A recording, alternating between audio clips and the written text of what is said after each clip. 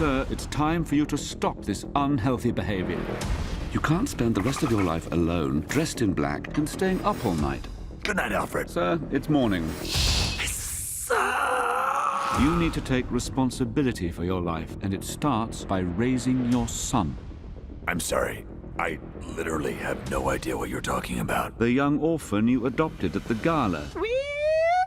I thought I was being sarcastic. Hello, secret camera.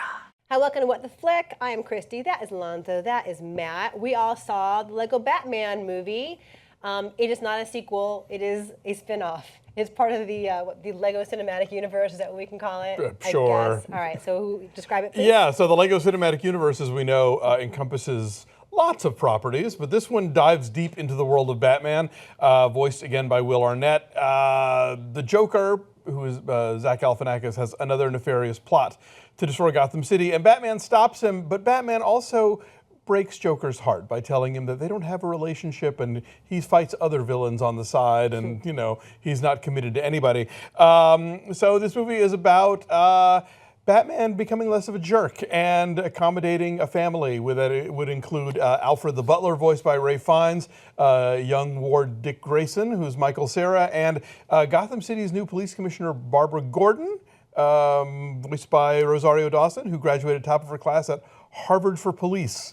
This is really funny and really fun. Take a look. You ready to follow Batman and maybe learn a few life lessons along the way? I sure am, but first, where's the seatbelt? The first lesson is, life doesn't give you seatbelts. You know what it is. Everything I do it big. Oh, Alfred, I have incredible reflexes.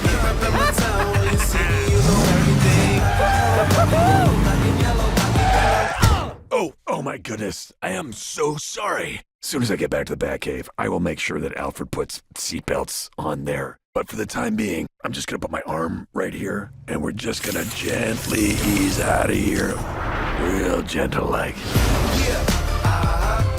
I had so much fun in this. This is pretty fun. I like this movie a lot. It suffers because it's not the Lego movie, right? Oh, and the Lego movie is damn near perfect, I thought. I gave it 4 stars. I loved it. It's hilarious and consistently funny, and then brings you to tears almost at the end of the film. I cried. I had beef with the Lego movie because I thought that ending was bullshit. I still think that ending was bullshit. This movie does not cater in bullshit. This movie is all jokes and or action all the time, and that's what I like. Except for when it's not. I feel like it starts out really, really strong. I mean, the meta humor, there's a fly in our studio. We're part of the real world with all of you people.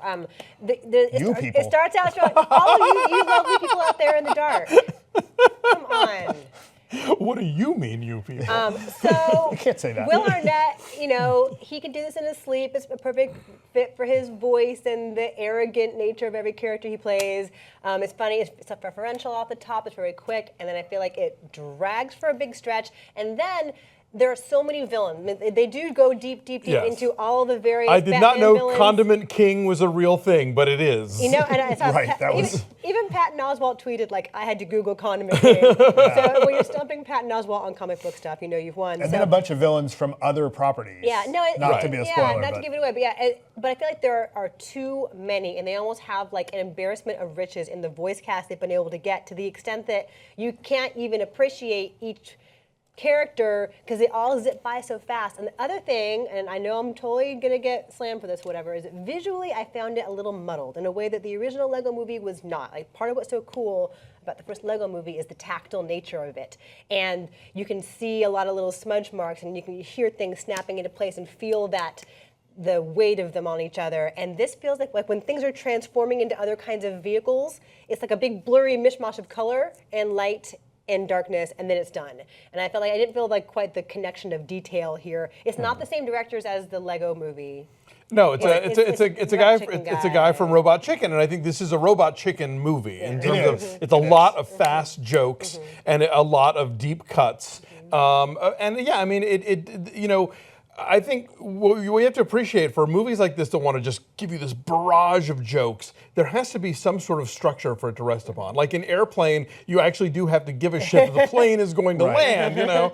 And so this one, it is about, of all things, Batman's emotional growth, and that sounds like a comedy killer, but it's not. No, I mean, this is a story we've seen. I mean, look, like it's the same story you get in Up. It's the same story you get in a bunch. The old curmudgeon ends up realizing, like, oh, I should reach out and have a family. Yeah. Okay, we've seen that, right? It's the Bad News Bears. It's the Bad News Bears, exactly. It's the same movie. Up, Bad News Without Lego Lego Batman, same film. It's a film festival. But this one, I liked it a lot. It's, you know, like you said, the jokes are. I didn't feel like it hit as consistently as the first Lego movie, but this one is great. There's nothing wrong with it except that it's not the Lego movie, and so that's why it loses a couple points for me. But again, it's a robot chicken movie. It's a great note because it really is. It's got that vibe to it. It's an hour and a half. So it doesn't wear out its welcome. You know, another 20 minutes in this movie, you'd start checking your watch. Oh, yeah, no. The second it act knows when slows- to get off stage. Yeah, for sure. it does slow down a little bit in the middle, but there's just enough silliness going on in here that you kind of don't mind, and I think it's a good one. Again, it's not the Lego movie, and that's where I'm a little frustrated because it doesn't quite have the emotional heft, but No, not at all. it's really fun. Yeah. Yeah, well, if like me, you thought the Lego movie was crazily overrated, this is the Lego movie for you. then what's your number? Actually, and weirdly enough, I want to say, I think you talked about the cavalcade of voice people kind of coming and going.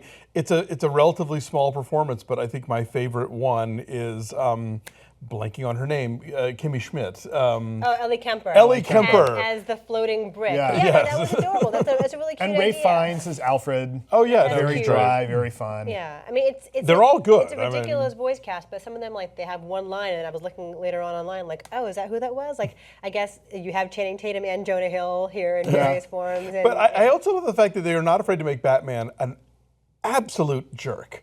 Like Yeah. he is willing to risk Dick Grayson's life just on a Right. on a caper, you know.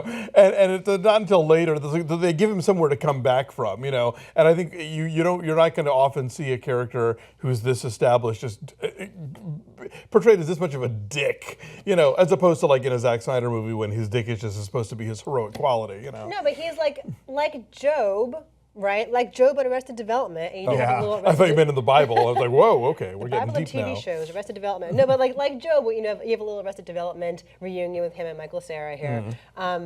Job is also a dick, but he's like a hilarious dick. And so if this is Will Arnett in his wheelhouse. Sure. He's Right. not necessarily stretching here.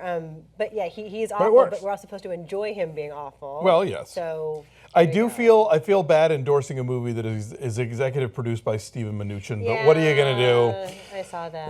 Boo, and it came up on the credits anyway. Totally. So what are your numbers then? You guys loved it. What are your numbers? I gave it an 8.5. I had a blast. Yeah, give it an 8. You'll have a good time. I'm saying 6.8, and You hated this movie. why do you hate laughter? But I Christy love hates Lego Legos. Movie. I thought Lego Movie was like number 2 or 3 on my top 10 list that year. I gave it 4 stars. I cried in that. This did not move me emotionally, like as you said. So our average. I don't know that every Lego movie has to be Yes. like the Lego movie It was. does. I think there are different avenues to different explore. flavors, different Yes. flavors of Lego. So our numbers are 7.8. Where is it? It's way high. Right? 97%. So everything truly is awesome. Bye.